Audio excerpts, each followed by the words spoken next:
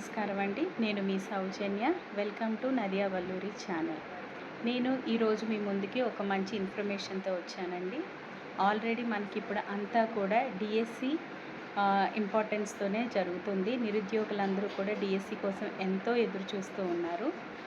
TET already qualify అయిన వాళ్ళకి, అంటే నేను ముందుగా మీకు చెప్పేది ఏంటంటేనండి, డిఎస్సికి ఎగ్జామ్ రాయాలి అంటే మనకి ముందు టెట్ ఎగ్జామ్ అనేది ఒకటి క్వాలిఫై అవ్వాలి.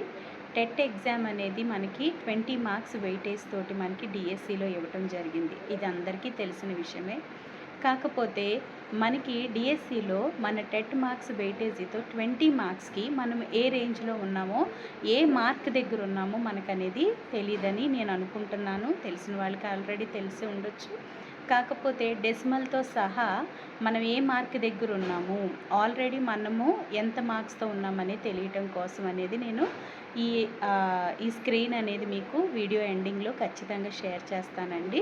మీకు ఆల్రెడీ తెలిసిన విషయమే. ఎస్సీ వాళ్ళకి వచ్చేసరికి టెట్ 60 మార్క్స్ తోటి, అలాగే బీసీ వాళ్ళకి వచ్చేసరికి 75 మార్క్స్, ఓసీ వచ్చేసరికి 90 మార్క్స్ క్వాలిఫై మార్క్ అనేది తెలుసు. ఫర్ ఎగ్జాంపుల్, మీకు ఒకవేళ 100 మార్క్స్ వచ్చి ఉంటే మీకు 20 మార్క్స్కి మీరు ఏ వెయిటేజ్ ఎంత మార్క్ అనేది మీరు స్కోర్ చేసుకున్నారు 20కి అనేది మీకు ఈ వీడియోలో తెలియచేస్తున్నాను. స్క్రీన్ షేర్ చేస్తానండి. ఈ మార్క్ ఎక్కడుందో మీరు చూసుకోండి. ఆల్రెడీ టెట్ క్వాలిఫై అయిన వాళ్ళకి అందరికీ కూడా కంగ్రాచులేషన్స్ అండి. రానున్న టెట్లో రాయడానికి డిఎడ్ బిఎడ్ కంప్లీట్ అయిన వాళ్ళందరికీ all the best for the preparation. Thank you.